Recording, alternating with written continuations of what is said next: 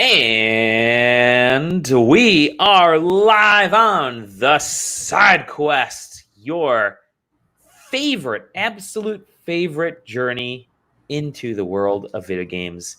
Brought to you by Team SideQuesting, because we love you. And nobody else loves you except us. Not your parents, not the government. It's just us. We're the ones that love you. I am Dali Demovsky. I love you. Joining me is Sam Dixon. Hello, Dali. We appear to be the only ones so far. So far, we'll have more people. Sam also loves you, by the way. We now know why Sam does not put a camera on. Is because he gets like a paltry 2 megabits per second on his internet stream speed. So that's very good, Sam. Congratulations. Yeah, it's real bad. That is the top of the line that I can get in my market right now. Unless I want to dig a hole straight from the university that's in my town and maybe plug into that. But I'm sure somebody would have something to say about that. Okay. All right. That's always a good sign, I guess. I say just like run one of Elon Musk's or Mark Zuckerberg's like internet machine things in the sky, right? Don't they have like satellites that are somewhere? Yeah, just put a weather balloon up there with my router, and I'm sure I'll get something better. There you go. Yeah. Anyways, how's it going, dude? You doing all right? Everything good?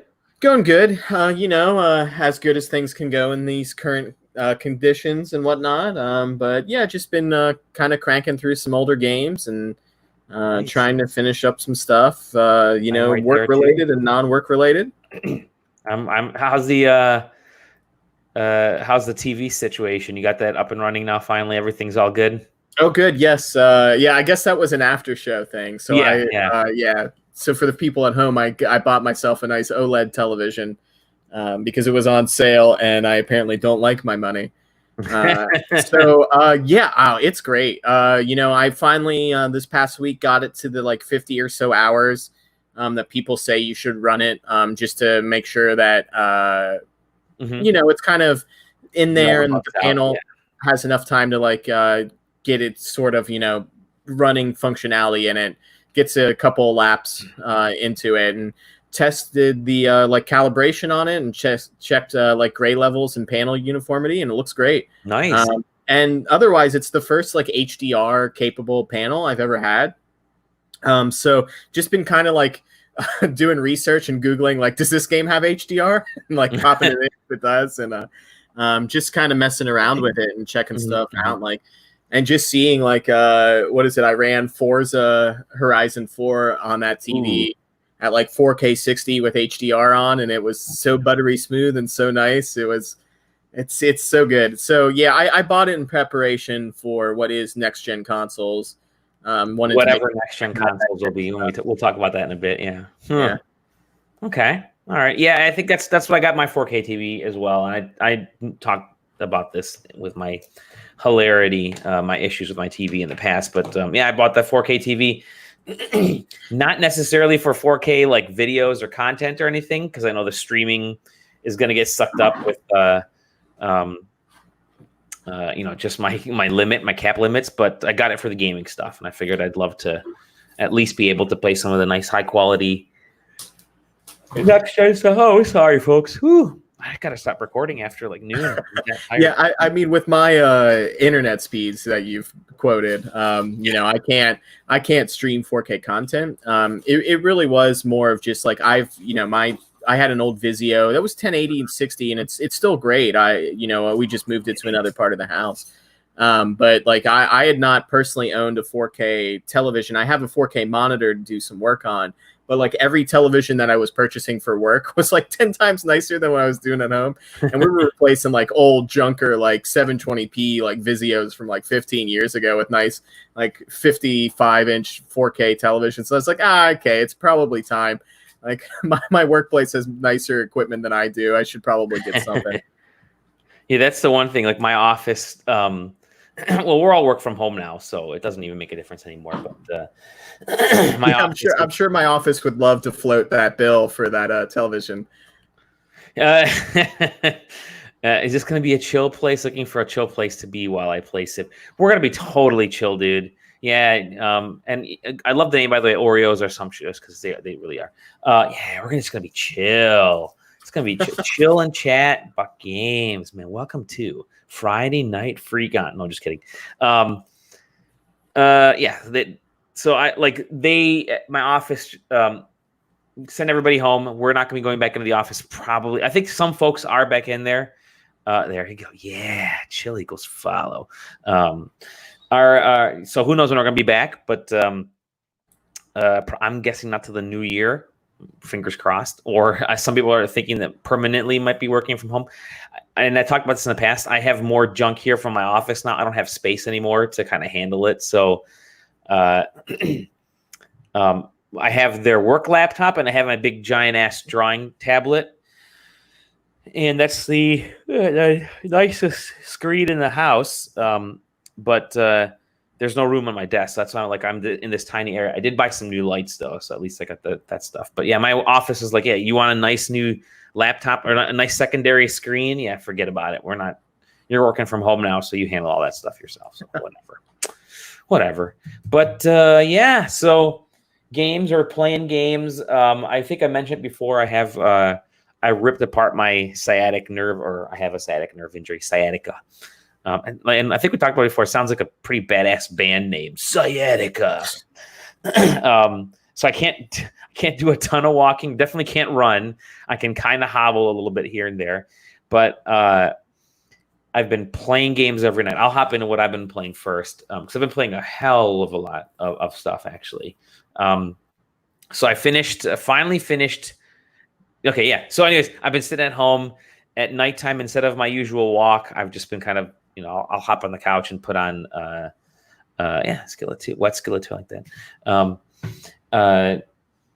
I'll kind of just start playing games, instead of doing walking and stuff. So I finally finished God of War, the 2018 edition of that. I went back to the thought that Kratos is a horrible father, and he never, spoilers, I won't any major spoilers about the game, but he never really redeems himself for anybody that's played it. It's a hell of a game, and there's so much post-game content, and they did a damn fine job on that, and it looks gorgeous because I see some of the PS5 videos and stuff, and I think God of War looks that good right now. I guess we are really at the point where the only difference is ray tracing and extra pixels.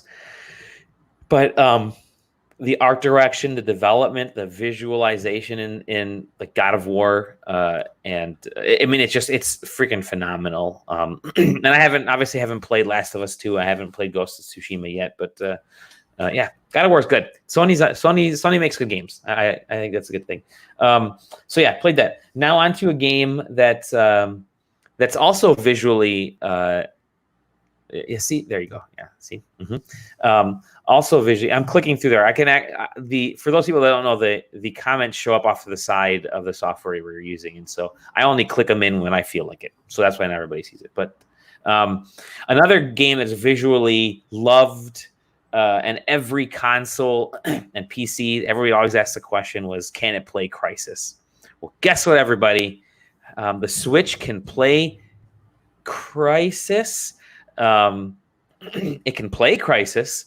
It's definitely not the best looking version. Now, granted, I've been playing in handheld mode. I've only got a couple hours into it, so I've been playing it exclusively in handheld mode. It's still Crysis, I gotta say. I mean, it's still that game that we all love. Definitely have to jack up the lighting and the contrast in that game because it's a little on the muddy side. So yeah, if you're going to be playing Crysis in handheld mode, at least put up the brightness as best you can.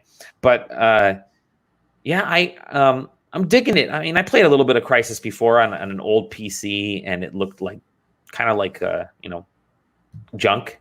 I don't want to say junk, but it didn't look like super hot. It's kind of what it is on the Switch right now. I hate to sound like I'm damning it because I'm not, totally not. They've done some pretty good stuff, and porting the game over. And I think it's ported by Saber Interactive, who are really good at porting games onto the Switch. So they've done a bunch of stuff. But Yeah, it's there are some issues with it, and I think I'm having a hard time trying to figure out if the issues are with the Switch or if they're by design. And did you ever play Crysis, Sam? So I never played the original too much. A friend of mine did have like a pretty decent computer when it came out. So we played a lot of that demo, which was sort of like a little island that you could spawn objects onto. It was almost like a little map editor type thing. So we used to spawn, because the buildings are destructible in that game. You used to be able to spawn in like explosive barrels and stuff like that and just blow up buildings. We used to mess with like that type of stuff, and you know, how far could we push it before the game just completely crashed on us. So it, you know, getting it right to the edge of like where it looks like a slideshow, and then figuring out if you could still get away with it. So that was pretty much the only experience I have with Crysis 1. Then Crysis 2 I played a little bit of when actually that same friend got like a computer later on, like way after the fact, probably like a couple years after Crysis 3 came out. And we played through some of that just because he had a computer that could finally play one of the Crysis games. Yeah, Crysis 1 is, and again, I don't know if some of this stuff by design or not. It's like, it was the first real Switch flip. I don't say not Switch. It was the first real jump into modern FPS gaming. I feel when the first Crysis came out, because everyone said, "Oh shit, this is how you should be doing FPS games." Like, you know, Call of Duty had been out a little bit. You know, I think a couple iterations had been out on the Xbox 360, but when Crysis dropped, I mean, it really did sort of shift the fidelity and the expectations for first-person shooters, or what they should be. It's still pretty blocky. I'm saying the detail levels aren't. It doesn't feel like a remastered game on the Switch. It feels like up-resed, I guess maybe is the best way to say it. There's still some pop-in. The trees and plants are still kind of two-dimensional in planes instead of actually having like full 3D. You know, when you're crouching and going through the grass, you're still kind of walking through like flat cutouts of grass rather than like, you know, like in Zelda where it's actual like full, you know, Zelda or Ghost of Tsushima where it's like full grass is moving around you. And like I said, I don't know how much of that is just a remnant of taking the old games and just uprising them, or I guess that's the difference between a remaster and a remake. This is just a tighter version of the original Crysis game.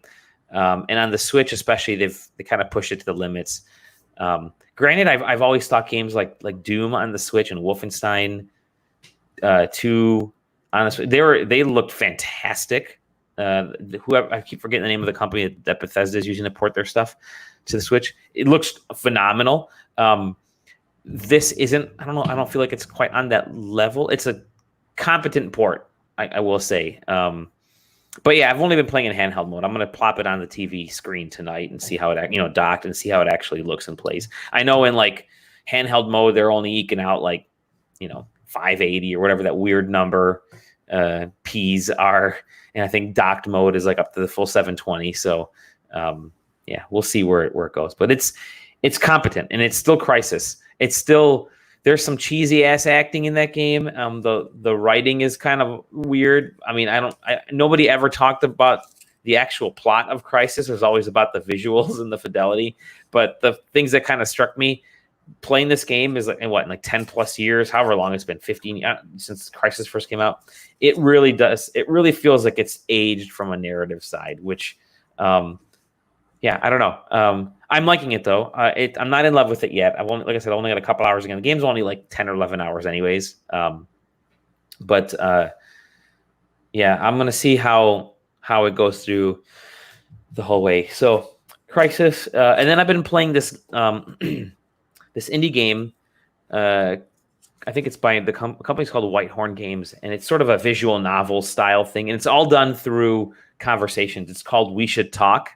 And it's like this relationship game. Basically, it's based around this relationship between this couple.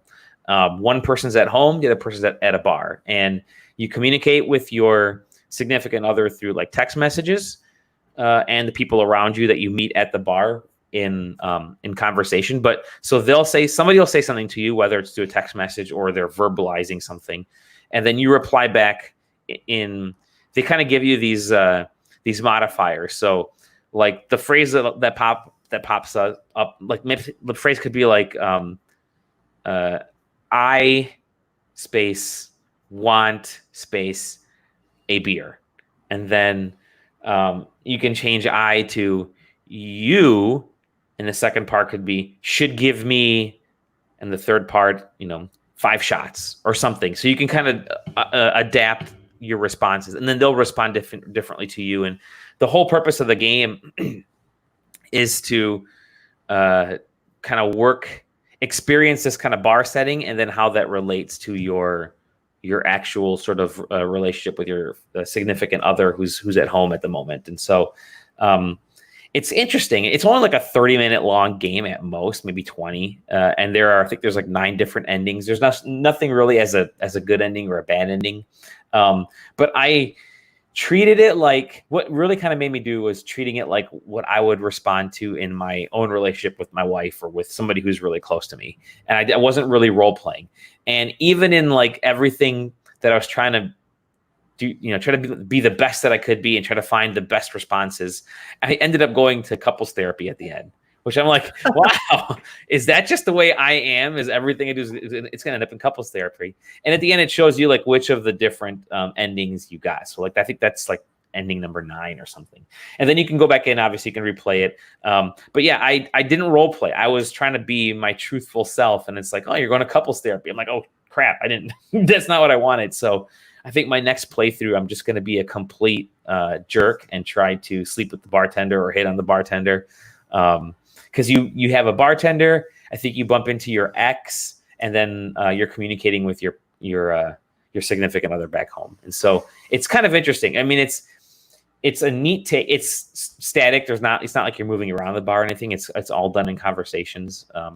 But yeah, it's kind of an interesting text adventure, visual novel style thing that I'm kind of interested in. But it really does sort of make you analyze how you would react, and how those situations like affect maybe my real life relationship, which is kind of weird how that turned out. So yeah, we should talk. I'll do a little bit more in a write-up, but it's charming. It's a real simple little game. There's not a whole lot to it, but for anybody that's interested in sort of relationships or visual novels, or even like simple text adventures, it's kind of worth checking out, I think. And it was done, it's an indie game. Like I said, it was done by, I don't know if they were students or what, but it's just an interesting idea.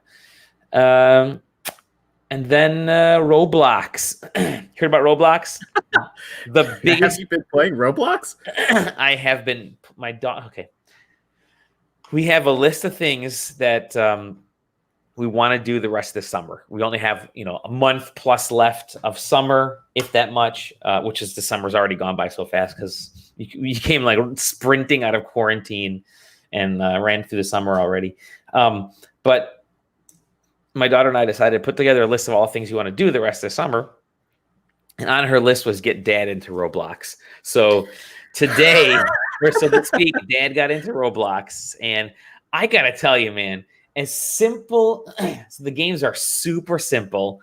But there's not like a lot of complexity because people design the games within it. Like Roblox, there's some stuff that the actual Roblox community, the Roblox company will do and make and stuff.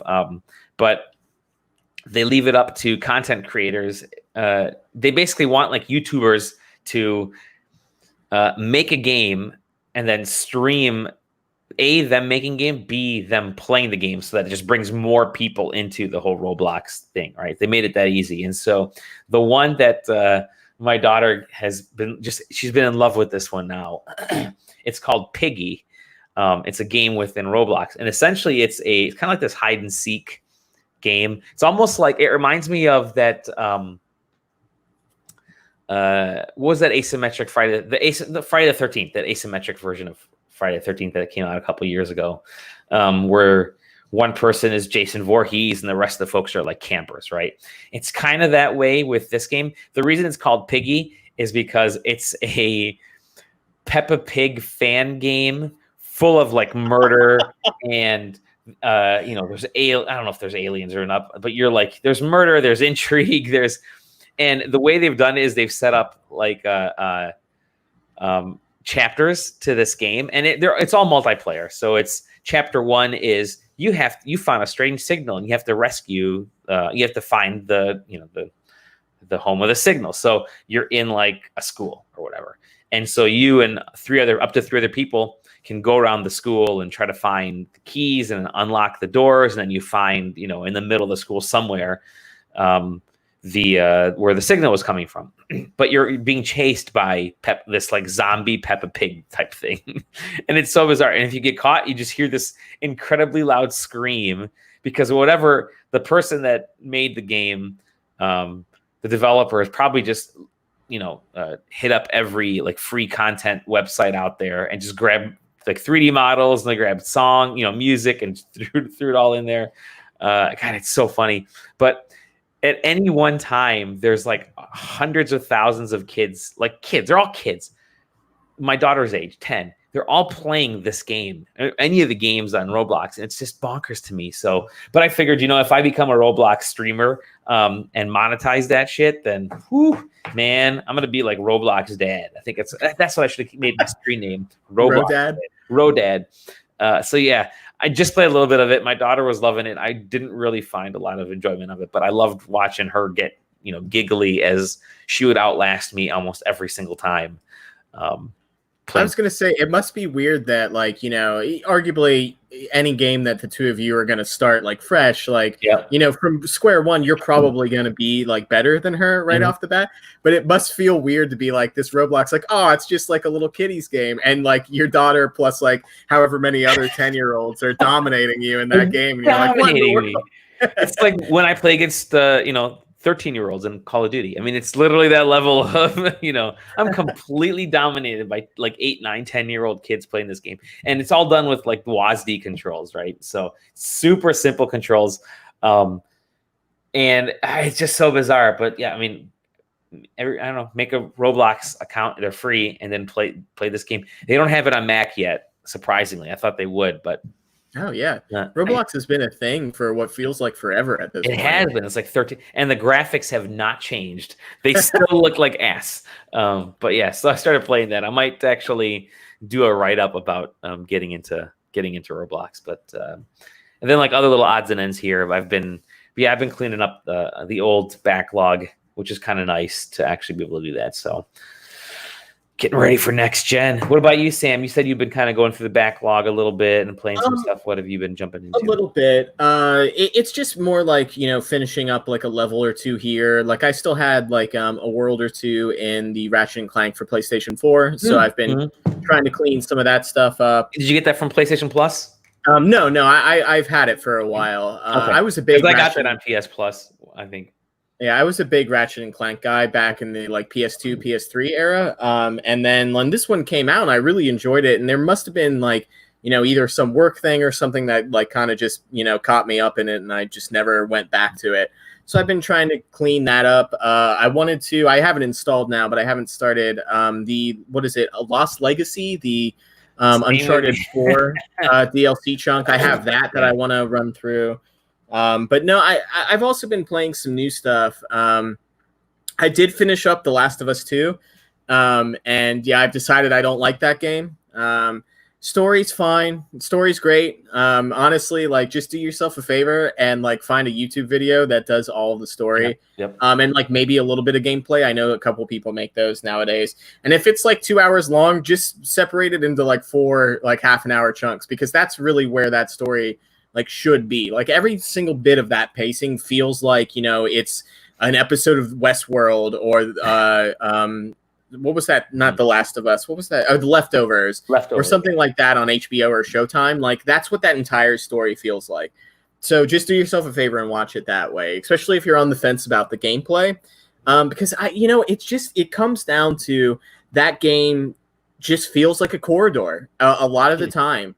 And it sucks because that game opens with a way to kind of be oh, look, you're going to get choices. You can explore this area, maybe explore this area, and then get to your mission and stuff. But they just completely throw that out the window. And there's so many starts and stops at the ending that it truly does feel like they were like a little confused of where they wanted. Like, I feel like they had the ending, or they had somewhere close to the ending, and they just didn't know what the last third of the roadmap was to that ending. And you can kind of feel it in the game, just from a gameplay perspective. And yeah, I don't know. I just, it was one of those where I wanted to play it because I was so sour on the first one. And yeah, I just came out of it being, not too pumped. I certainly won't be going back and playing it again. Oh, really? Wow. Yeah, I might do the old, if it's upscaled or re-resed or whatever on the PS5, I might pop it in and check it out when it's there, but I don't see myself playing it any further ever again. Wow. But beside that, I've been playing Ghost of Tsushima, which is great. We talked about it a little bit last week, but I know everybody wasn't too far into it. And I don't want to talk about it too much because honestly, I haven't been making much progress because I've been doing the thing where it's like, oh, okay, you have this mission that's 1,000 kilometers away or whatever. So go there. But when you go on your way, there's birds that'll lead you to fox dens that you can earn stuff from, or lead you to these bamboo shoot things that you practice your sword on, and you can get some different abilities and stuff from there too. And I've just been walking everywhere. You have a horse and you can ride it and you can fast travel places, but I've honestly just been kind of walking and slowly and just enjoying the environment. It's the first time. Gorgeous. I love doing that in games. Yeah, it's honestly the first time in a while that I've just kind of been no, I like being in this world. I'm not just trying to get to the mission. I'm trying to see what there is. And I found the shrine that was hidden away, and there didn't seem to be any missions. And even the main character was what is this place?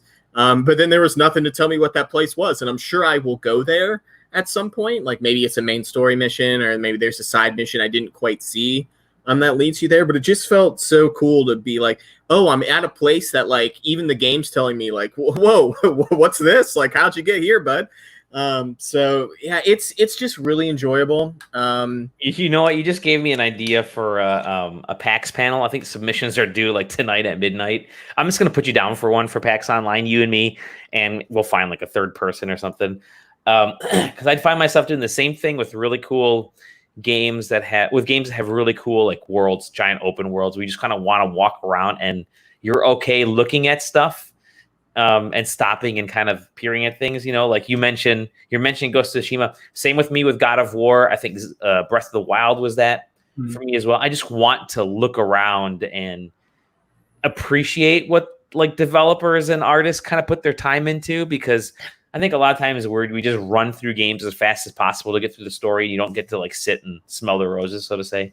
But yeah, I just came up with a PAX Online panel called "The World Is More Than Enough." Instead of "the world is not enough," the world is more than enough. Yeah, I'm gonna put you and I down for that, and I don't know, we'll throw someone else on there, and that'll be a fun PAX panel. We can pre-record them now, which is kind of cool. You can pre-record PAX panels this time and post them, so maybe we can do that. But that'd be a fun one to just talk about the cool ass world out there. Some pretty badass game worlds. You just want to look at stuff. Anyway, sorry. Go ahead. No, yeah, I mean it's great. I think Corey from the site has been talking about he's played 20 hours of the game, but he's probably only played it for about an hour because he's just been taking photos the whole time. Yeah, the photo thing I think has done that to games games recently, in that they encourage you to stop and enjoy the stuff that's happening in the world rather than just run through.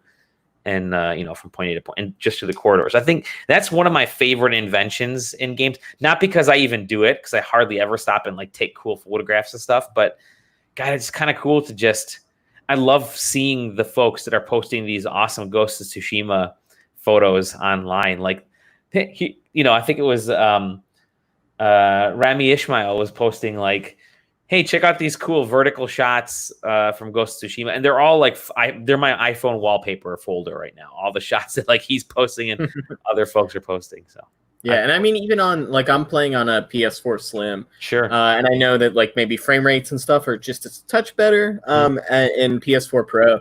But like even that, like I've not had any problems like running that game or running any issues. And I know like, you know, we are at the end of a console generation and stuff like that. So we are getting like the maximum amount of these systems. Like you can tell that like, you know, in certain instances, the fan on the PS4 just sounds like a vacuum cleaner is like revving up. Although I haven't really had issues with Ghosts. The end section of The Last of Us 2 was really kicking that fan on. Oh yeah, pretty hard. But you completed the game. You completed Last of Us 2.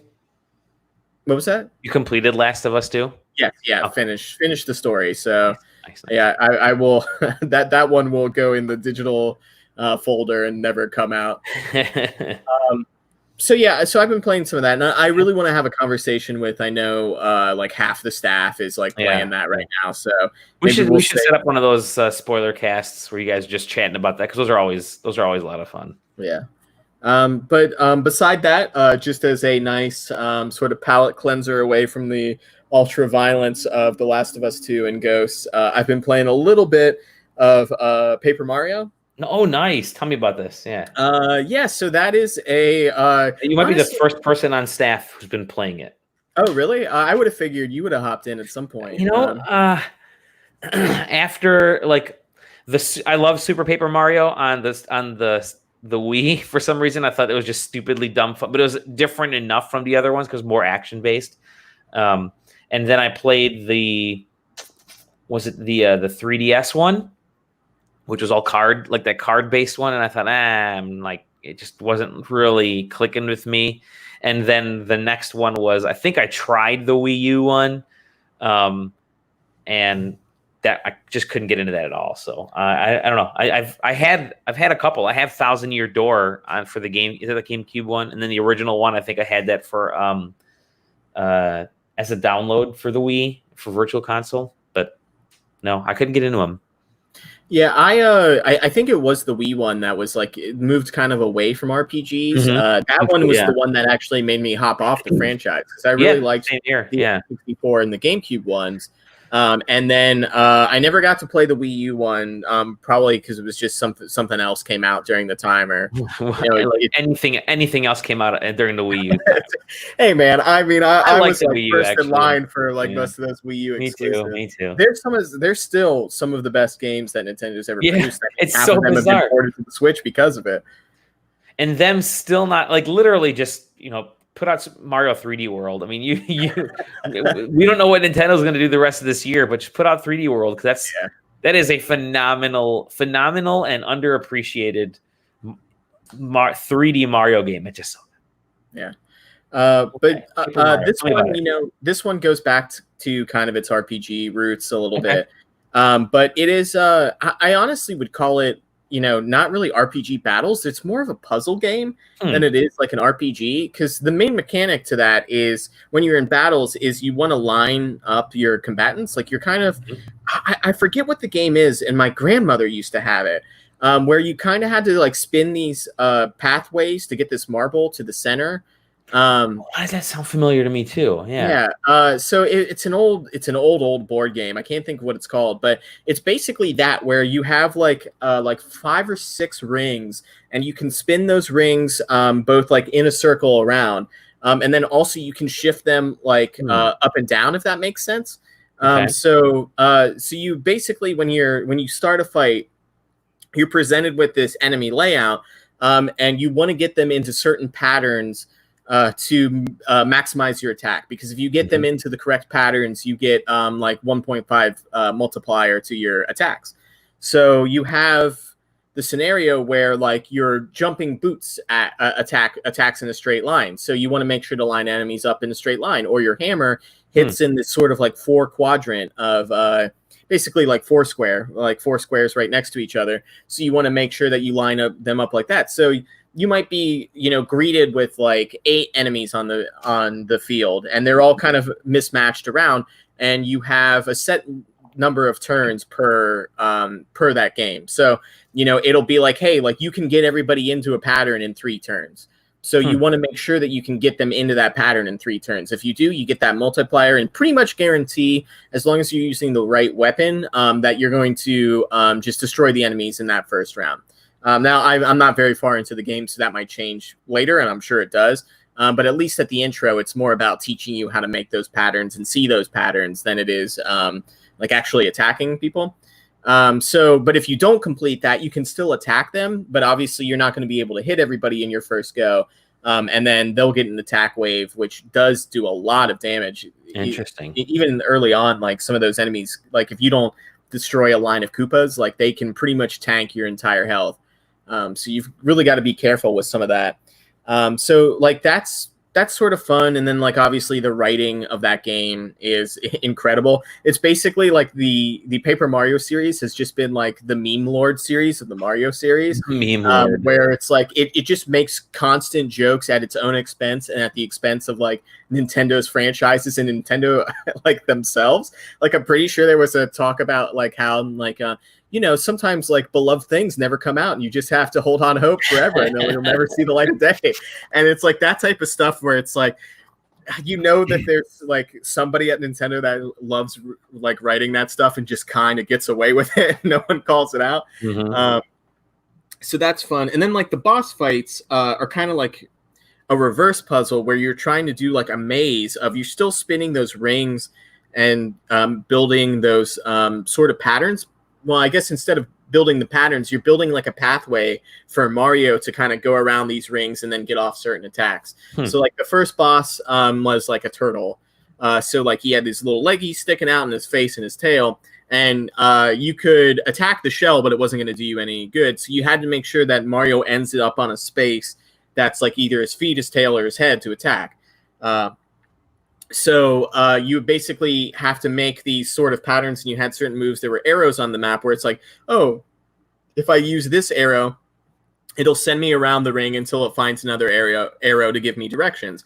Or if I go on this arrow, it will push me further towards the center of the circle where the enemy is. But like you basically have to figure it out so you get like an attack pad positioned where you want it at the end and make sure Mario ends up there. But then there's other things that spawn like coins or hearts if you're damaged in the battle to pick up along the way. So it's kind of like micromanaging of like, okay, do I spend this turn going for an attack knowing that I risk like dying if I don't get enough health back? Or do I risk getting health or getting like maybe a boost to attack my next round, knowing that like he's going to get a good amount of damage on me if I don't like place an attack today during this round. Yeah, it's kind of like, to be honest, I wish there was more of those boss puzzles. So hopefully there's a lot more of them later in the game. But yeah, it's like a very interesting like kind of puzzle game. And I know I've seen a lot of people saying they're struggling with that sort of like spatial awareness puzzle because it kind of like walks you through some basic ones at the beginning and then it's like, all right, figure it out. And you'll start to see sort of patterns emerge and like kind of get into your mind, like kind of like the thing I've been comparing it for my partner is to like a Picross, right? It's like after you play enough Picross, you figure out like certain patterns, like, oh, when I see like a 6 and a 5 next to each other on a 15 puzzle, like I kind of know where the squares are going to be already. So like you kind of figure that stuff out as you go along. But I can certainly see if people have like sort of that spatial awareness issue with like puzzles and stuff like that they might struggle a little bit with it because it's certainly on the normal difficulty doesn't hold your hand through that stuff.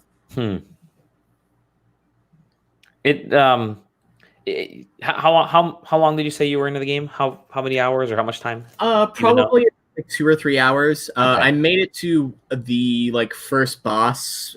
So there's like it's kind of like well, no, it's kind of like a normal Mario game, right? Where there's going to be like sort of like 8 discrete like worlds / biomes. Sure. They all kind of like cross paths and stuff like that. But I basically cleared the first one of those. What's visually? What I was going was visually. I mean, you've played other Paper Mario games before.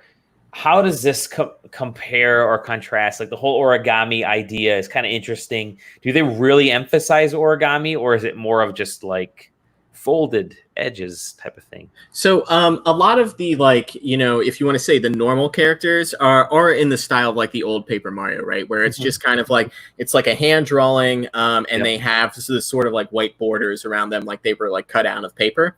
And all of those are, the normal characters. And then like basically all of the enemies and then like the main bosses have been folded and have become origami. But because of that, some of the environments and some of the stuff you encounter is also folded. So you'll have some like decorative pieces that are in that same sort of style, and everything still kind of looks like it's all like colored paper, and like kind of like matted there, or like, you know, you might have something that looks a little like balled up, or something that's like kind of folded a little bit to give depth. So it looks like really incredible. And I think honestly, like you could probably, if you wanted to, you know, make sort of a diorama in real life of these environments with this sort of paper, if you really wanted to put in the effort to get that stuff done. And I think Nintendo actually uploaded the main villain is like obviously an origami character. And I think like Nintendo uploaded basically the instructions and like a sheet. Oh, that's cool. So you can like fold the characters and stuff like that. Fold them, and you know, you go around and you rescue toads who haven't been folded, but they've been creased in some way. So like, or if they've been folded into other things. So there was one time where there was like a group of grasshoppers hopping around, and I smacked one with my hammer, and it was just a toad. And he popped down. He's like, "Oh, I was on the grasshopper team in high school, so I'm used to that." So he just hops off. So they always have like a good quip whenever you rescue them, you know, and stuff like that. So you find them, and like as you find toads, they join you in battle, if you want to call it that. So whenever you battle, it's like an arena where there's like a coliseum and there's like bleachers set up, and the bleachers are completely empty when you first start like going into battles. But as you rescue toads, those toads show up in the bleachers in the battles. And depending on the amount of toads you have and depending on the amount of money you have, you can pay off the toads that are cheering for you, and they will come and like help you in the battle. So they might like put them into the right order for you if you donate enough to them, or they'll give you health back, or they'll do some damage. So it's like, it's kind of interesting that like you rescue one toad and he's like, "Hey, I'm going to come see you fight, and I'll even help for a fee." And then he like hops off. So like some of that stuff is just great. Like it's certainly like a very good, like if you're looking for something that's like maybe not as aggressive and dark as the rest of the industry always is, like Paper Mario's here to just be a nice comedic laugh and like an enjoyable experience. And I don't think you need the sort of like knowledge of like Nintendo characters. Like Birdo shows up at one point for just like a 2-second cameo. And like that's funny, but like if you didn't know who Birdo was, like I don't think it would really impact you that much. Birdo's one of the best characters, so. But yeah, I there's not a lot. I mean, apart from Ghost of Tsushima, there's not a lot of like big games being released right now. Not like the last few years, obviously. And so even though that's the case, like I have my list of games that I want to buy, you know, coming up. Paper Mario's at the very bottom of maybe I'll get it. Final Fantasy Remake, Last of Us 2, Ghost of Tsushima, Tokyo Mirage Sessions. I never finished it on the Wii U. I think I only played like an hour of that game. And then Outer Worlds. I still want to play Outer Worlds, and they just announced some stuff related to it. So, and then I have Paper Mario. I'm like, maybe I'll throw Paper Mario in there, I guess. But yeah, I'm not like you explain it. It sounds interesting. Like the whole gameplay mechanic sounds like it's got a nice little hook into it. But I'm not. I don't know. It's still not biting me. I guess I want like Paper Mario just do something completely different. They did that crossover Mario and Luigi Paper Jam game a few years back. Remember that? The Mario and Luigi game that crossed over with Paper Mario. Yeah. But I want Paper Mario to just like do something like completely wild. Like maybe they somehow hop into the real world, like our world, and they're little, you know, they're little Mario figurine, you know, characters out of paper, and they emphasize using scissors to do stuff or tape or sticking things. I don't know. I kind of want them to just go completely all out with the idea, as opposed to just sort of eking along little, you know, this one's going to have origami. This one, you're just adding color to places. This one is 3D. And I guess that was kind of different enough, but, still, you know, I'm interested. I'm not as interested as I want to be, I guess. Like when they debuted that trailer, everyone's like, "Oh, new Paper Mario, cool. Okay, let's see how, you know, let's not get our hopes up, but it looks kind of interesting." And then everyone started getting their hopes up, and then it ended up being another Paper Mario game. So I don't know. We'll see. I'll keep it's on my list. It's low on my list. I'm not, madly in love already with it yet, but we'll see. Okay, what else have you been playing? That's it. Other than I have decided that I will 100% that Capcom or Konami Pixel Puzzle Challenge thing that we've been playing. How close are you on that? I'm at 76%, I want to cool. say, throughout all of it. I'm at the point now where the base puzzles are about 10 times harder than the boss puzzles. Yes, I'm at the same point. Every base puzzle is a 15 by 15. I'm looking at mine right now, too. I'm at 54%, but even at that point, I think once you pass, 40%, good luck trying to get any 10 by 10 puzzles. You get, the 15 by 15s all the time. Oh, yeah. Yeah, I don't know if there's 20 by 20s. I haven't encountered any. I don't know if there are either, yeah. But, yeah, I'm at 76.4%, nice. And, it is getting difficult. It's getting to the point now where it's if I stare at a puzzle for more than 10 minutes, I can't figure out, I just trash it and go to the next one. It gives you a hint every 10 minutes. Mm-hmm. So I've just been I'll work on a puzzle and I'll be oh, it's been 10 minutes, thank God. And I'll go to the puzzle I can't solve and use the hint there and be okay, well, I'm stuck again. So I'll go to something else and wait until I get another hint. I'm surprised that is not on Switch. I think that would be a perfect game for yeah, there you go. It'd be a perfect game on Switch. I love Picross games. You and I are madly. Looks like I got one started here. Let's see what point am I at. Okay, I'm at a 15 by 15 regular puzzle. So yeah, it's so good. It's so good. It's the best toilet app. That's for sure. Yeah. Okay. Cool. All right. Let's get in a little bit of news, and then we can set the ship to burn and go off to Valhalla. There was an Xbox event this week. Ta-da! Did you know that? Xbox had their show. Yeah, great. So there was the Xbox Games Showcase was yesterday, the 23rd, July 23rd. And Xbox was basically saying, here are first and third party games that you might want to check out. They had that event back in May, where they said, here are third-party partners, and it ended up being like some indie and some free-to-play stuff, and it wasn't anything really super interesting. But this was straight up, here's here we are. This is the stuff that Xbox Xbox Series X is going to be doing, and they let off with Halo.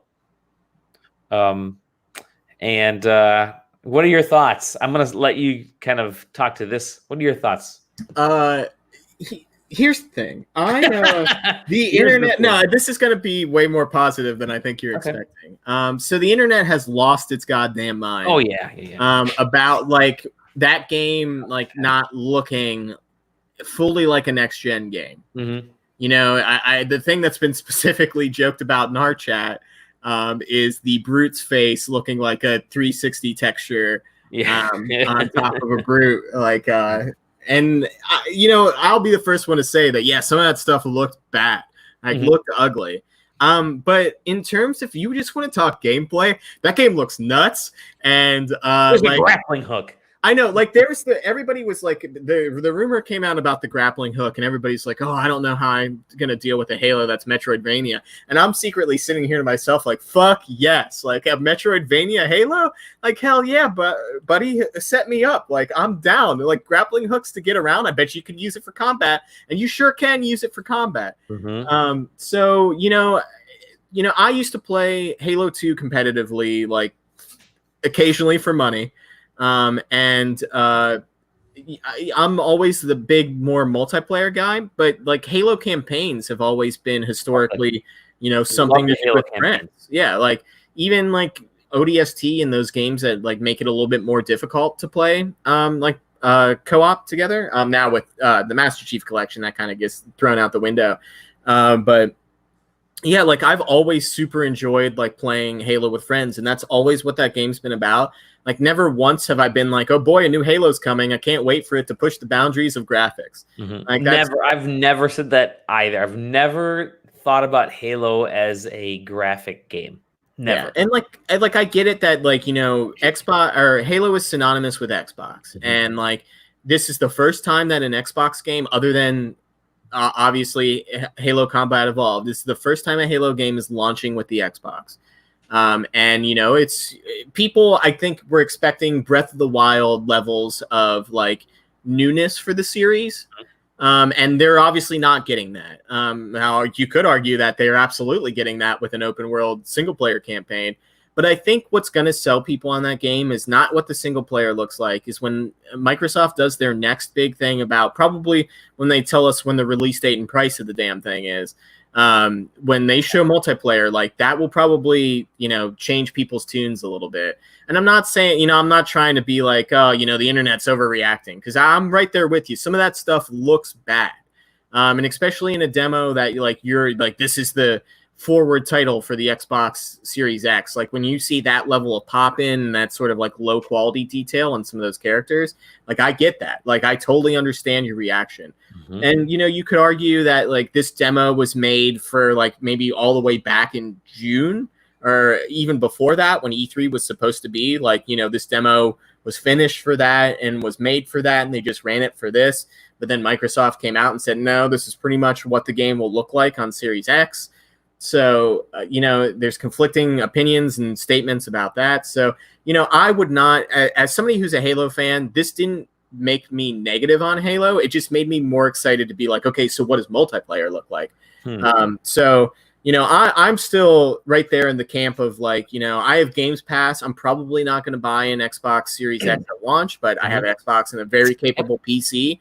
So if that's what that game's going to look like, hey, as long as it runs at 60 frames or whatever they want competitive multiplayer to run at, sign me up. I could care less. Make that brute look like an N64 enemy. Like, as long as he's fun to shoot, that's all that matters to me. Halo has been the gameplay. Like it has been about the gameplay. It's been about the gameplay, and it's been about like the core few characters that are always kind of intermingling in whatever crazy plot line they have, right? It's when you grab a Halo game, you know exactly what kind of game you're going to get. When Halo 3 came out, it was so hyped up. I remember watching like the 1UP show and listening to podcasts, reading articles. Everyone said, this is it. Halo 3 is going to be, the most amazing thing. Halo 2 was great, but Halo 3 is it. This is the bee's knees. And when the game came out, it was just I hate to say a little evolution, but it was an evolution on Halo 2, because Halo 2 was great, and each game has been this forward evolution, not reinventing the wheel, just really fine tuning and lubing up that wheel and making sure it works, and then adding a few more like neat spokes to it, but making sure that that wheel is still going to move the car. And Halo Infinite to me looks like the next Halo game, but not.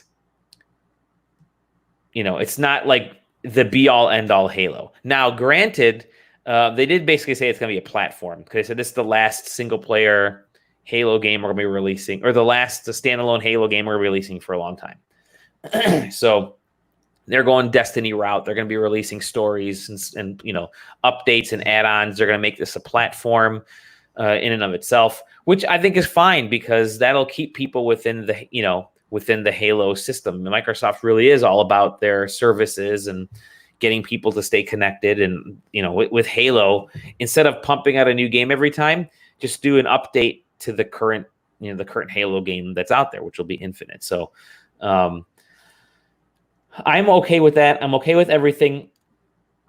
I didn't expect Halo Infinite to be for Xbox for the Halo franchise what God of War 2018 was to the other God of War games. I did not expect it to be like that, and it wasn't. My expectations, I don't want to say my expectations were low. It's just that I knew I know what a Halo game is, and this was a Halo-ass Halo game. And hey, by the way, now we're giving you a grappling hook so that you can traverse a more open world, because that's something that Halo never had before. So, and I'm okay with both of those. And I think that building it up as a platform and kind of putting this base, thing out there and saying you invest in Halo, this is going to be an ever living experience. I mean, it worked for Destiny. It worked for, Anthem. I'm just kidding. It worked for these other games, and they build up the lore and the story, and I think it really is the way to go. I mean, so it's Halo to me, and I'll play it. I'll play it on the regular Xbox One. It wasn't anything that made me say I've got to have the Xbox Series X for.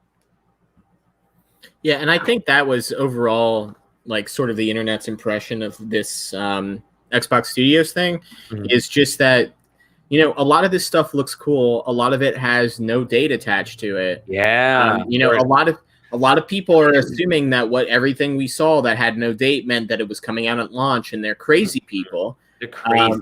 But like, you know, we saw interesting looks at a couple of things, but nothing that really like jumped out and then was like, this is going to be available at launch. This is something that you need to play. Like, get on it. Because, like, you know, Everwild is probably the game of that conference presentation for me.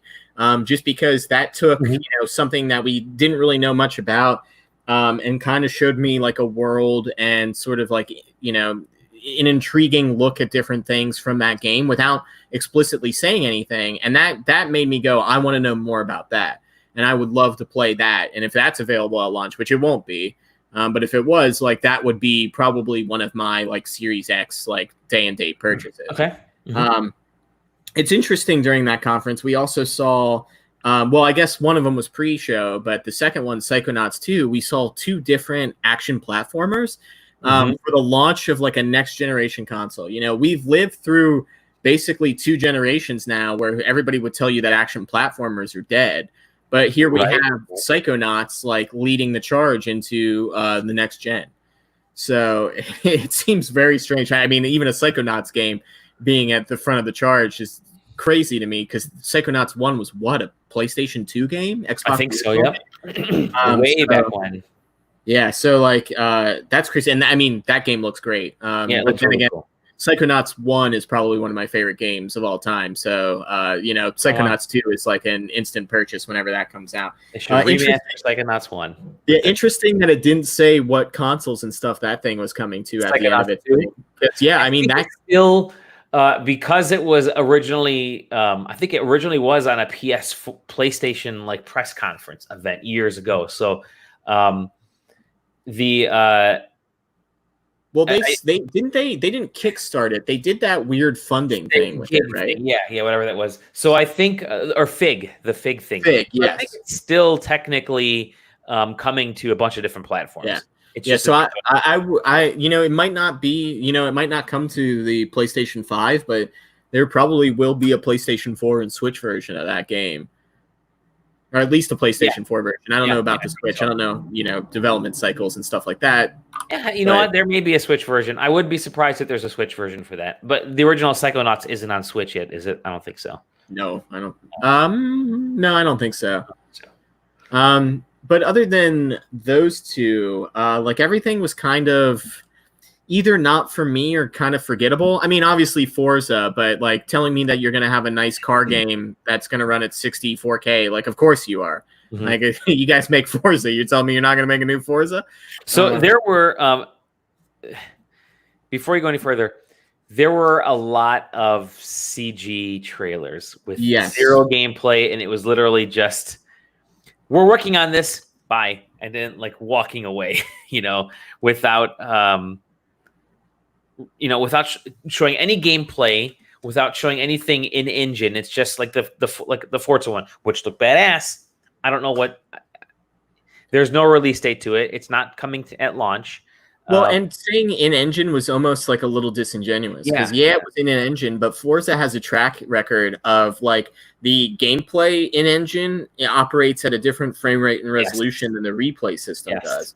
So if we were watching replay system, that doesn't guarantee how that game plays, and especially counter to Sony's thing with Gran Turismo. Like that's a series that has a nasty habit of showing just replays during their trailers for stuff, and the game like kind of gets close to looking like that in operation, but like doesn't quite fully. But they like even went out of their way and had like, you know, this is actually like, you know, seconds of gameplay in our trailer. So, and you know, who knows if that ends up being true or not, but at least that was like sort of a different take from them, where like it felt like Forza again produced the same, like, yeah, we've got a shiny game with shiny car models and stuff like that. But even so, like the lighting in that video was kind of weird. Like I don't think that's what a race is going to look like in that game. My lead for it on the article was race tracing.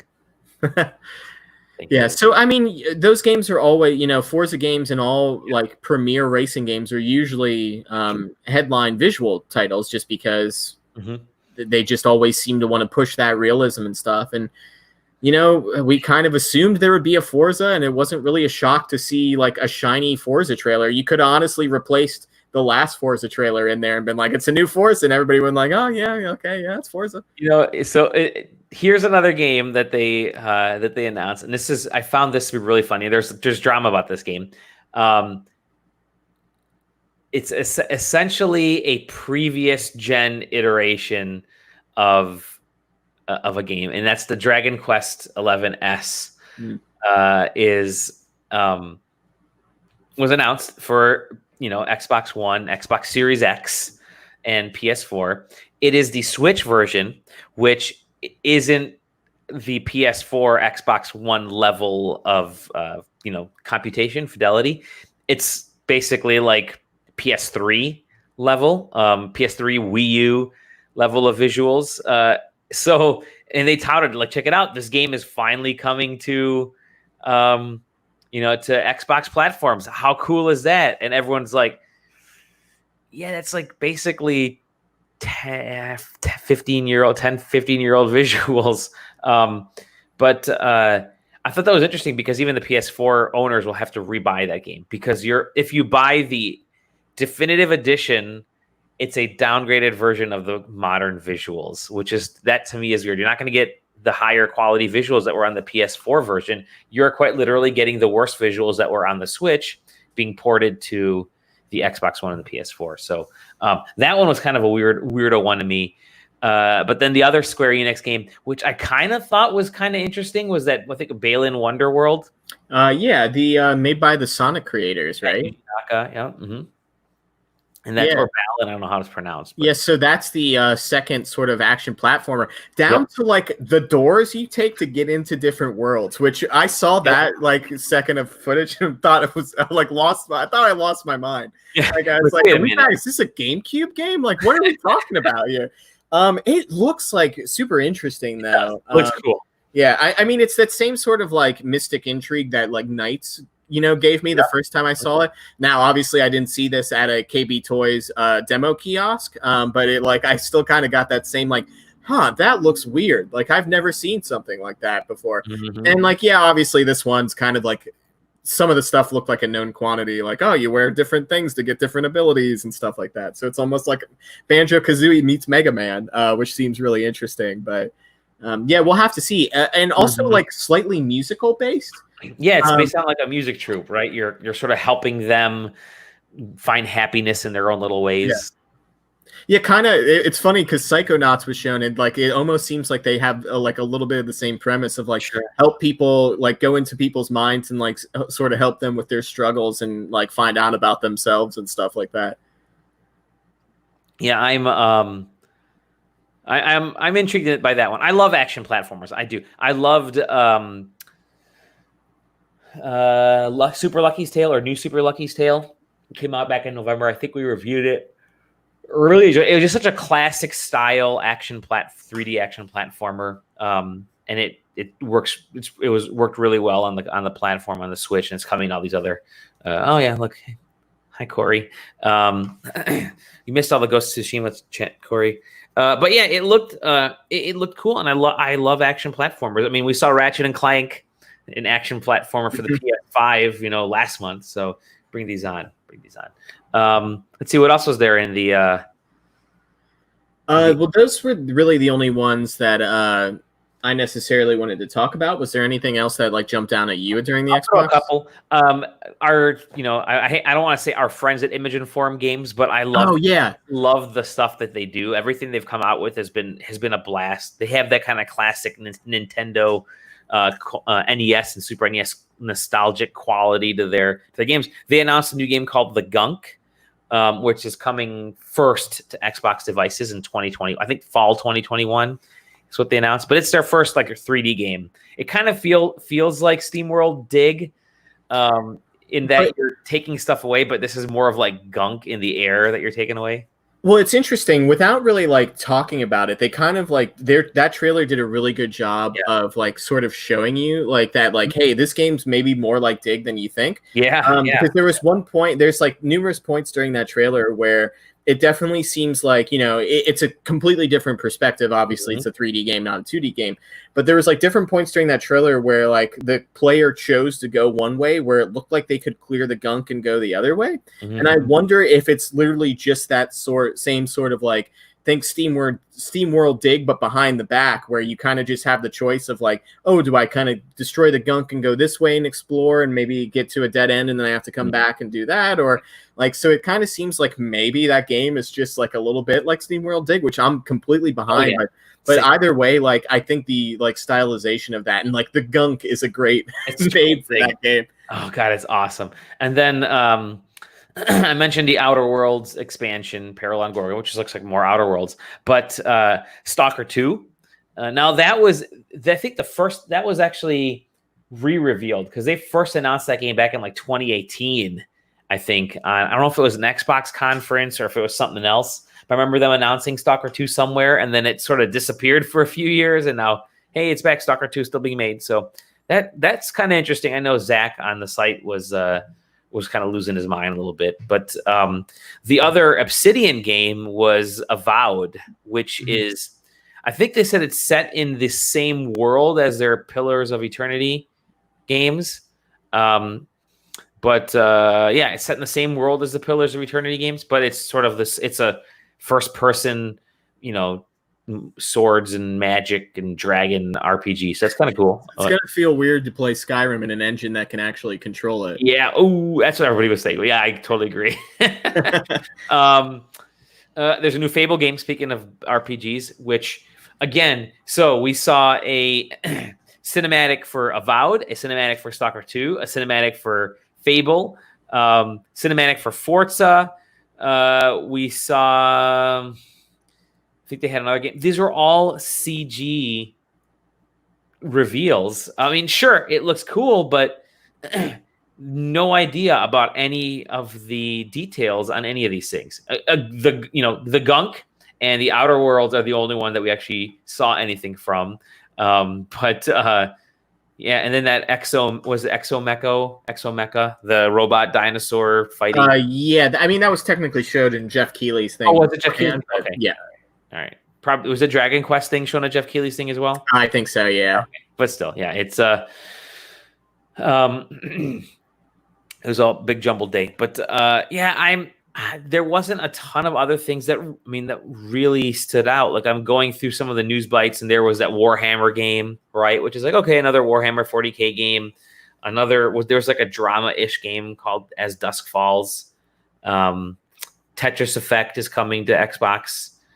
And then Everwild. I guess that was basically it. There really wasn't like a ton of. Oh, Hello Neighbor 2. Remember they made a big deal about Hello Neighbor 2 and Echo Generation. But yeah, State of Decay 3. Yeah, but I mean, which was just another CGI trailer. Another CGI trailer. So it's all these really weird. Cool, great that they're coming out with the games that we want them to come out with, but show us something more, I guess. You know, you can only show a CGI trailer so many times before. I think that to me was really the downer. Like, cool, Stalker 2, awesome. Avowed, awesome. You know, the Obsidian's working on a game. Fable, awesome. Forza, awesome. All this stuff I wanted to see. Cool, great. And then, yeah, by the way, these are just CG videos. And we're not even, some of them are like, we're not even far enough along to show you anything. They did also show that Tell Me Why game, I think it's called, which is made by the Life is Strange team. Yeah. And that's kind of like a known quantity, like niche game. Like it just feels weird that like they kind of expected those games to just stand on their own, like next to some of these bigger like CGI like known quantities for some of this stuff. Especially at people are watching this that maybe aren't as informed about like how games are produced and stuff like that. So they're expecting to see like those next gen visuals, right? I feel like a lot of people went into this expecting to see quote unquote gameplay like that what was it, that Sony conference those years ago that had that like shooter game that like obviously wasn't what that game was looking like. Killzone, thank you. Yeah. Like I feel like people go into these things expecting to see like that trailer's level of ridiculousness in these new games. And this was kind of like, I feel like both this and the Sony one were kind of like a reality check of like, hey, like these next gen consoles are capable of like, you know, to tearing a new one into visuals, but at the same time, like you got to keep it in check here. Like these are not, you know, you're not going to see 8K, like, you know, 3D in real life, like visuals here. Like it's going to be, it's just going to be an improvement. And especially like at these, as we enter this next console generation, I mean, obviously you look at The Last of Us 2, you look at Ghosts and stuff like that. And like, there are teams that are squeezing the absolute, like, last drop of power out of these machines. Yep. And you know, we had great games even like 4 years in the console, but I feel like a lot of developers are really sketchy now about these CG trailers or about these like target demos and then not reaching it. So like I feel like this was the first year that we've had this sort of cycle of like, hey, like we're not going to lie to you. It's either going to be blatantly CGI or it's going to be like realistic gameplay. And, you know, we're not going to make up what our game looks like. And if you have a problem with that, like, then I guess don't be excited for it. Right. I think to me, what's your overall impression of this? And I'll tell you how I think they could have done it better. I thought like the event itself was kind of lackluster. You know, I think it was smart to start with Halo. And, you know, starting off with it and like the visuals maybe not being super up to par or whatever didn't really like kill the vibe for me. But I know I'm sure there's plenty of people that were super excited for Halo and they saw that and they're like, I don't know. And like kind of just went into the rest of it with like a negative tone. You know, I thought that they probably should have cut a lot of that. These are our third-party partners, like that whole sort of spiel of like, oh, hey, at launch, we're going to have a cool developer that's been part of the Microsoft family, but isn't anymore. Like Bungie is going to have Last Light. I was like, oh, guys, like, come on. Like, like that seemed bad. You know, if they were going to do like third-party like partners and stuff, I almost would have preferred like that's when we would have gotten our new Assassin's Creed look. We did get another look at Watchdog Legions, right? At Watchdogs, yeah, but that almost felt like superfluous just because we had that deep dive. Like there was gameplay of that game like out on YouTube. Like your favorite YouTuber probably has gameplay footage of that. There's no reason to watch a new cinematic trailer. So like a lot of that stuff fell like kind of flat. And like, yeah, I feel like Fable was probably the good choice of being like the closer. And then you've also got to think like, you know, what is this second group of like this second event that Xbox is going to do? You know, that one will probably be when we learn price, when we learn date and stuff like that. But they hopefully have saved a couple of games for that. To be like, you know, these are the launch games that you're going to be playing. And like, hey, we haven't talked about Blinks the Time Sweeper yet. Here's Blinks, like it'll be available at launch, buddy. So, you know, I think that like hopefully Microsoft has saved some of that. And if that's the case, then yes, Fable, that's probably not until 2022 maybe, you know, is like a good thing to end it on. But otherwise, I would have liked to see something that would have been like, hey, this will be playable day and date at launch. Like, check out how cool this is. It's not a known quantity. Like, check it out. Like, that's usually what you're looking for at those sort of like end hype moments. And Fable is at least a big enough, like, if you're a Microsoft fanboy, Fable will put you over the edge and will do it for you. But I think they've got a lot of ground to cover with this second thing, this sort of like, you know, ramp up into the console. Like, you know, we've seen the menu. It looks a lot like just a modified version of what's on the Xbox now. We've heard a lot about the architecture and the sort of SSD that's in the system and all that type of stuff. Like, you know, I think now we need to start talking about, like, what does Xbox Live do for us in the future? Yep. You know, when is xCloud available to everybody else? What sort of, like, new sort of things can we expect for Game Pass other than just Microsoft titles, day and date, and stuff like that? So I really want to know how, because they have so many of these things often their own. It's like a Venn diagram right now. You have, I'm going to put my hand here. You have Project xCloud. You have Game Pass, and they kind of link a little bit over here now, right? You have Xbox Live. You have Xbox One and backwards compatibility. You have Xbox Series X to hardware. You have You have all this stuff, and it's like, what's the thing in the middle that makes it so that, yeah, you can get, unless you get it on the Xbox Series X, you're going to be doing these things sort of differently or independently of each other. But the Xbox Series X brings all this together. I mean, I think you need that story. Microsoft needs that story so that they can, really talk about how this thing is going to be better to purchase as a console. Because right now, after all this stuff, and knowing that for the first 2 years, every game that's going to be coming out on Series X is also going to come out on Xbox One.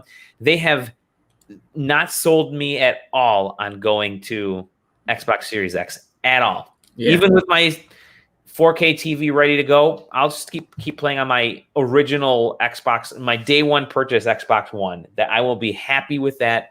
And I think that's kind of a sad. I mean, I like the stuff that's coming, but I think it's kind of a bummer that. There is nothing to push me over. What I'm thinking is the way I would have done it if I were Microsoft is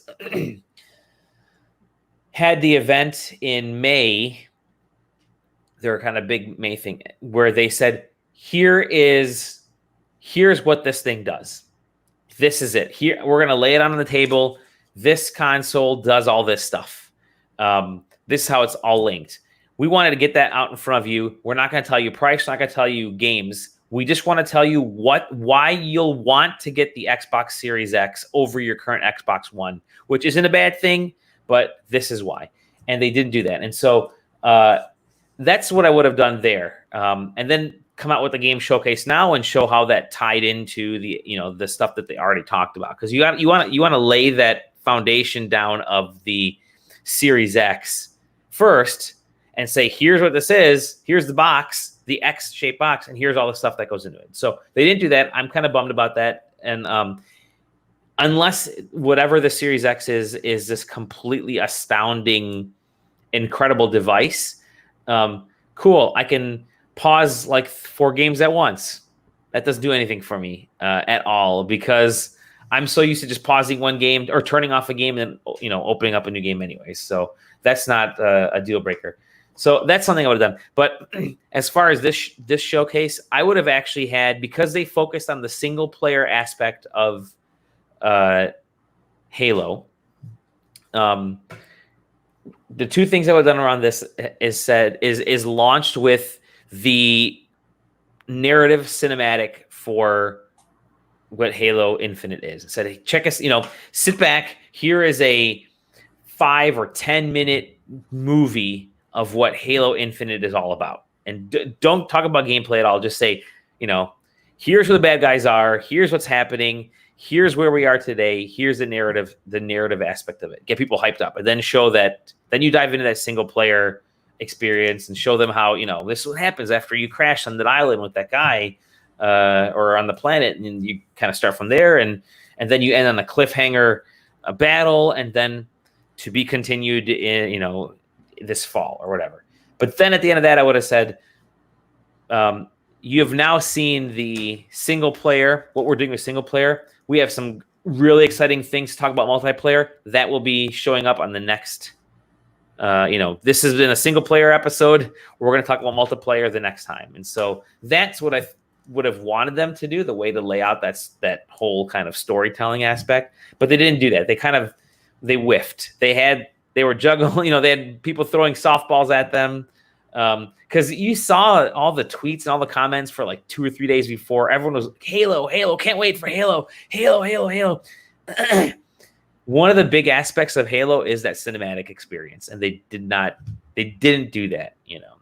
Microsoft was even at one point, I think Microsoft or people within Microsoft were retweeting, and fans, they're retweeting like videos of people singing the Halo theme song and their first experiences with Halo, and everyone's getting really excited about Halo, and they didn't really hit it with this. Again, it looked like a Halo-esque Halo game. It looked a little bit too empty for me, to be honest. I would have loved to just get a full action aspect of it, but I think that's where you throw in that opening cinematic, and you get people to kind of buy into the story, and then talk about the multiplayer later. But yeah, I was okay with it. The overall Xbox thing, I was okay with.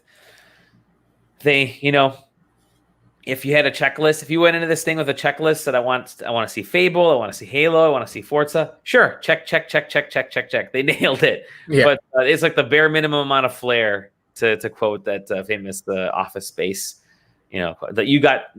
We only ask of you to wear 5 pieces of flair. If you really want to be fancy, Todd over there has 18 pieces of flair, but you're only, they hit all 5 pieces. We should have told them we wanted 18 pieces of flair. At this point, what I would appreciate from either developer or either platform holder would be for their next thing or like their last one. Like what I want to see is I want to see those consoles turn on, and I want to see like somebody go to a game, like actually in the menu of that system, click on a game, load that game, play some of it. And now I don't know about the PlayStation. I'm not sure if they've talked much about suspend play or anything like that on the PlayStation. But for like the Xbox, let's say you turn it on, right, and they play like couple seconds of Halo, and then they pause it and they go to their next game. They kind of show like, this is what like a day in the life of this system is. Like this is what the user experience is. This is how you're going to be using Halo. This is what makes a difference between running it and the Xbox One, like you were talking about. Like, at this point, like we know what they look like. We're not going to learn price until the absolute last second. And holiday 2020. So of course before Black Friday, but make up your mind of when you think that is. I would love to just know, like, yeah, for Xbox and PlayStation, we've got all these games that are going to be backwards compatible, but what are the brand new games? What's the new game putting you over? Exactly. If on launch day, now obviously on launch day, you're not going to just show up and be like, give me one of those new Xboxes. But like, if let's say in theory that's a possibility. If I go to GameStop day one that console comes out, what new games that I don't already own can I buy to enjoy? Now, if that means something like Watch Dogs Legion, right? That's obviously coming out for this console generation and the next one. Let me make that choice of like, I'll buy Legion that day, but just let me know that version is going to be waiting for me at GameStop when I get there. Because at this point, like we know Halo is launching with the system. And we know for PlayStation, what do we even know a launch title? I think Spider-Man is coming launch window. Yeah, exactly. That's Godfall. I think Godfall, but that's technically a third-party timed exclusive type of thing. Yeah. Just so I just quickly pulled this up. The Xbox One launch titles, Microsoft's first-party stuff and second-party, I guess. Crimson Dragon, Dead Rising 3. That was actually Microsoft, at first. Forza Motorsport 5, Killer Instinct. You had Loco Cycle. Power Star Golf, Rise, Son of Rome, and Zoo Tycoon. Those are the ones that were specific to Microsoft. And I thought, there's like 3 or 4. Dead Rising, Crimson Dragon. I know some people were excited about that. Obviously Forza. I think there were folks that were kind of excited about some of that stuff. Killer Instinct. So I think there's some things there that were kind of interesting. But there isn't anything here that first party is making me want to jump in, I guess. Yeah. So, I think both platform holders at this point have a lot to prove moving. Yeah. Now, of course, like that's not going to stop these consoles from probably breaking sales records regardless. Right. Especially after like an entire summer worth of quarantine and people being like way too excited for these things. But like, I think that the more I hate to be like this, but the more discerning among us, are like struggling right now to sort of explain why we want these consoles. Yep. And like obviously there's the tech advantages and yada yada. Like, yeah, I would love to be able to play more than one game at a time and just pause them and switch between and stuff like that. But like that's not necessarily something that I need to upgrade for. It's not what would drive me to be like, oh, making my life 5 minutes easier is not worth $500 or whatever these things are ever going to be. So I think both of them have a lot to prove with like not a lot of time to prove it. Yeah. I mean, I'm not asking for like 10 first party to be available for launch, no, but you have to instill some trust and some hope for people that the stuff we showed you is going to be available within the first year of the Xbox. And because that's the thing. I don't think either of them have made a very good job of showing me what my first year of that console even vaguely looks like. I think that's what's more important, because even look at the PS4 launch titles. You had Killzone Shadowfall, you had Knack, you had Resogun, which was kind of fun, Flower, Flow, Escape Plan. They weren't heavy hitters, but you did have Killzone and Knack in there, I guess. And so but you knew what that first year was going to look like, because Sony came out and said, by the way, here's, Uncharted, or here's this, and here's that. And they showed you that first year of the PS4. And I think if I remember correctly, they even said, these are the games coming out during the launch year. And then that got everybody pretty excited, but they haven't done that here. Yeah, I don't know what the launch is going to be. I have no idea. I don't know what the launch is going to be for either of these. I don't know what Nintendo is doing at all. I don't think anybody knows what Nintendo is doing. And now that they're probably, part of me wonders, are they just kind of sitting back and saying, well, if they're not, if their only thing is going to sell hardware this year, and Microsoft is even saying, don't bother buying our new hardware, is a Mario collection. If you basically have a Mario collection, which might be Nintendo's sole outing this year, and you have a and you have Halo. I mean, those are the and Spider-Man Miles Morales, right? You have those sort of three things that the companies are putting up against each other: Mario, Master Chief, and Spider-Man. And at that point, Nintendo's probably thinking, you know what, Mario can stand up to these if we're just selling games anyways. We don't have to compete with hardware. But yeah, I don't know. I'm confused at what the rest of this year is going to look like. Just give me that new Pokemon Snap. I think that's coming out this year. They said that's the big heavy hitter this year is new Pokemon Snap. Yeah, I don't know. We'll speculate on the next episode. It's late. It's only two of us, Sam, and yet we've done the longest episode in months. I feel like whenever the two of us like do a show together and it's just the two of us, it's always like, oh, we'll do a short one, and then it ends up being like some of our longest running stuff. We have a good time talking. We usually get drowned out by Aaron. When the Canadian shows up, things get out of control. Yeah.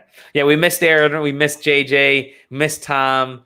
Hopefully we'll get everybody back next week. They've all been playing some really cool games, and it'd be good to chat with all of them. So, but we'll say that for next time. They all send their love. We send you guys our love. You can find me at Dali Domovsky. You can find Sam if you really want to follow him, but his account is locked. So it is. My thoughts are private to myself, unless they're here and they're about video games, and then I can broadcast them publicly. Just do it here. That's totally fine. You can find us at SideQuesting, SideQuesting.com. I think we're SideQuesting TV on Twitch, SideQuesting on YouTube, and that's basically it. All that fun rate review type of stuff. We do appreciate it. Tell your friends, because the more views we get, the more subscribers we get on our little simple things, stuff that you don't even, the more follows we get on Twitch is great. It's always a positive. That's it. We love you all. We'll see you in the next episode. It's a long night. It's Friday. I'm going to play some games. You guys play games, and we'll chat next time. Thank you. It has been enjoyable. We'll chat on the next episode of The Side Quest. Bye, friends. Bye. Adios.